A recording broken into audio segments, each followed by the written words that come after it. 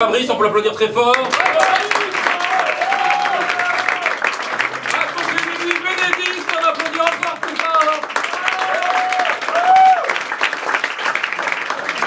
Mes chers amis de la régie, je vais vous demander de faire une lumière un peu plus tamisée, s'il vous plaît, si c'est possible. Car... Ouais. Voilà. Non, c'est pas possible. On va imaginer une lumière un peu plus tamisée, car vous le savez, l'apogée érotique du spectacle va se produire maintenant. Le Rocco Siffredi du Comte arrive. À poil. Benoît Ramos a mis la barre haute, mais pour Rocco, la barre, c'est pas un problème. Ils sont deux pour la tenir. Messieurs, dames, en plus ils ont une guitare, ça va faire mal. Rémi et Robin.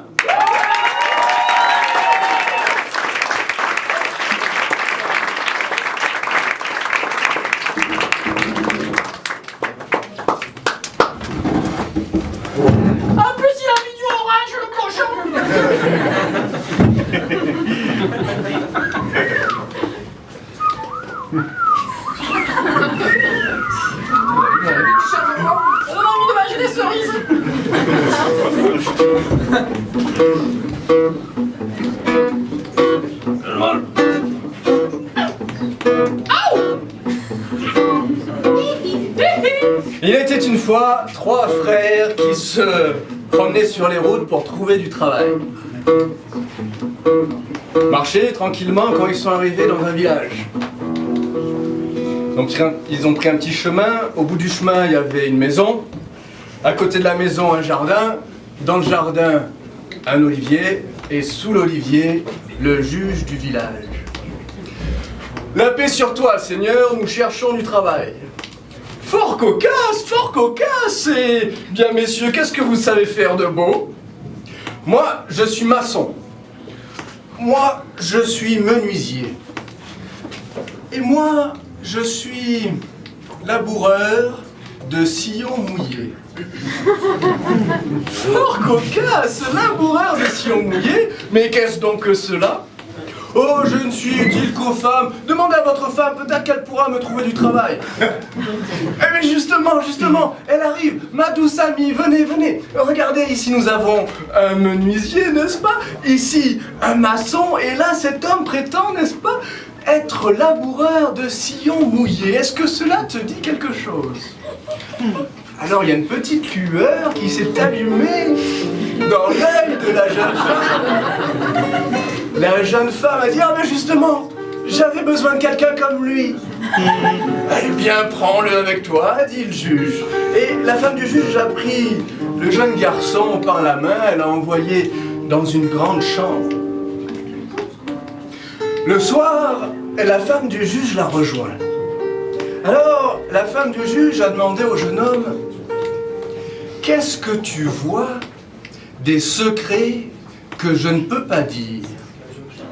Alors le jeune garçon a répondu: je vois sous ta robe une merveille que je cueillerai de bon cœur.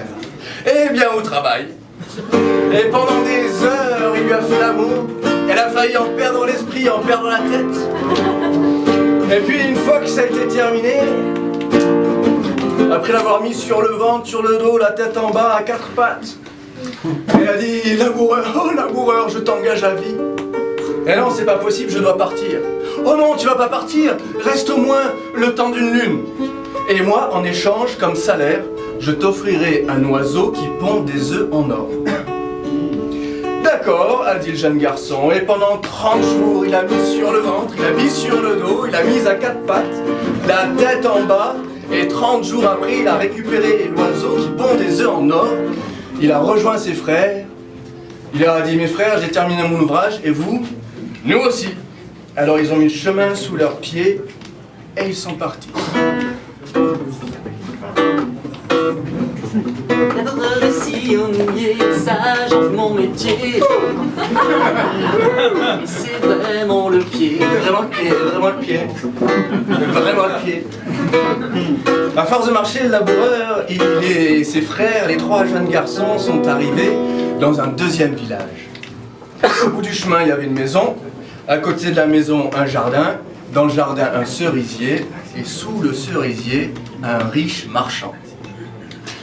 La paix sur toi, brave homme, nous cherchons du travail. Vous cherchez du travail? Excellent, mes amis, vous cherchez du travail. Et qu'est-ce que vous savez faire? Dites-moi. Moi, je suis maçon. Moi, je suis menuisier. Et moi, je suis laboureur de sillons mouillés. Laboureur de sillons mouillés, excellent, excellent.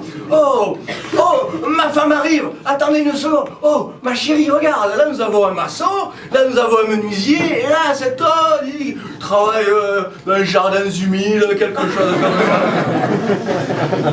Alors, il y a une petite lueur qui s'est allumée dans l'œil de la jeune femme. Elle a dit, ah, mais justement, j'avais besoin de quelqu'un comme lui. Elle a pris par la main, elle a tiré dans sa chambre, et comme elle était un peu moins jeune et un peu plus entreprenante que la première, elle s'est déshabillée en rugissant. Et ils ont fait l'amour pendant des heures. Et quand ça a été terminé, elle était brisée, le corps fumant, la tête par terre, les pieds sur l'oreiller. Elle a dit, oh c'était bon, oh laboureur c'était trop bon, prends ce que tu veux chez moi, c'est à toi, tu veux mes chats, prends mes chats, tu veux mes servantes, mon mari, prends, tout est à toi. Alors le jeune garçon a vu sur l'étagère un cheval en or, un cheval en plein galop. Et il a dit, ah ben j'aimerais bien avoir cet objet-là pour, oh ce serait pour moi un bon souvenir. Et le jeune garçon a pris le cheval en or. Et il est parti, il a rejoint ses frères qui avaient travaillé pour 10 sous. Ils ont mis le chemin sous leurs pieds et ils sont partis. Laboureur de sillons mouillés, sage mon métier. C'est vraiment le pied. Vraiment le pied. À force de marcher, ils sont arrivés dans un deuxième village. Dans un troisième village, merci. C'était pour moi si vous me suiviez, bien sûr. Et dans ce troisième village, au bout du chemin, il y avait une maison. À côté de la maison, un jardin. Dans le jardin, un figuier. Et sous le figuier, le chef du village. Ça va, on a compris, vas-y, lâche des chats, dépêche-toi. La paix sur toi, Seigneur, nous cherchons du travail. Oh, cherchez quoi? Travail? Pas de travail ici. Dégagez. Vous savez faire quoi? Moi, je suis maçon. Moi, je suis menuisier. Et moi, je suis laboureur de sillons mouillés. Je ne suis utile qu'aux femmes. Pour ma femme, au fond du couloir, à gauche. Alors, le jeune garçon a pris le couloir, il est parti à gauche. Il a ouvert la porte, il a fermé la porte derrière lui. Et ce qu'ils ont fait dans la chambre, mes amis, personne ne le sait, personne sauf 2 colombes dans leur cage en argent juste à côté du lit. En tout cas, une fois que ça a été terminé, la femme du juge a dit « Oh, qu'est-ce que c'était bon !» La femme du chef a dit « Qu'est-ce que ça ?»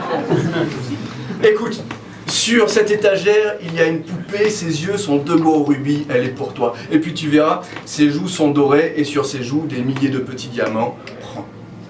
Eh ben merci madame.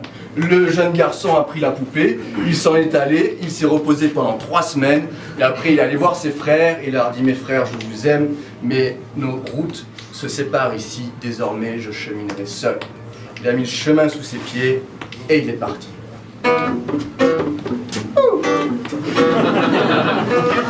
Sillons mouillés, sage Mon métier, c'est vraiment le pied. Ah ouais, c'est vraiment le pied. Ils sont arrivés dans une grande ville. Et dans cette grande ville habitait une princesse superbe. Elle était brune, elle était à la fois fine et potelée. Les boucles de ses cheveux se mêlaient aux pierreries de sa robe entrouverte et transparente. Et chaque fois qu'elle se promenait dans les rues de la ville, les hommes étaient fous de désir. Et cette princesse, eh bien son mari venait de mourir. Mais sur le tombeau, elle avait dit « Jamais, jamais plus je n'aimerai ». Alors le jeune garçon a trouvé un appartement juste à côté du palais. Et pendant la nuit, avec la semelle en bois de sa chaussure, il a tapé sur tous les murs de la chambre. Le lendemain, la princesse était folle. Elle appelait sa servante. Viens voir ici. Va amener ton enquête. Je veux savoir qui m'a empêché de dormir. Ramène-le-moi. Je veux qu'il me présente ses plus plates excuses. Alors la servante est allée faire son enquête. Elle s'est retrouvée dans l'appartement. Et le jeune garçon lui a dit: Mademoiselle, je suis désolé, mais je suis artisan. Et je ne travaille qu'avec la lune, je ne travaille que la nuit. D'ailleurs, cette nuit, regardez, j'ai fabriqué un bel oiseau en or qui pond des œufs en or. Un oiseau qui pond des œufs en or, a dit la princesse.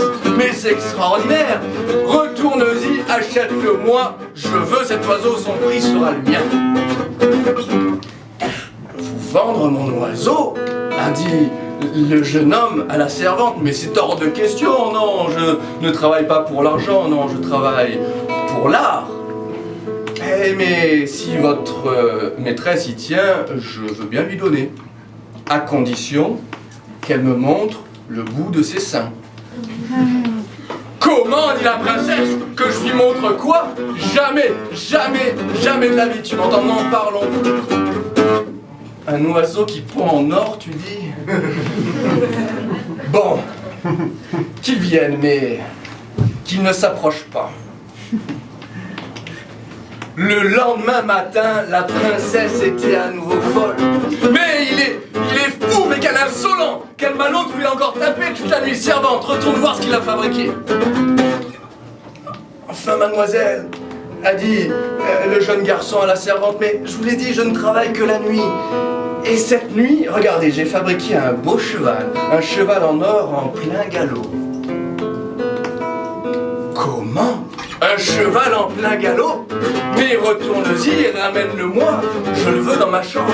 Son prix sera le mien.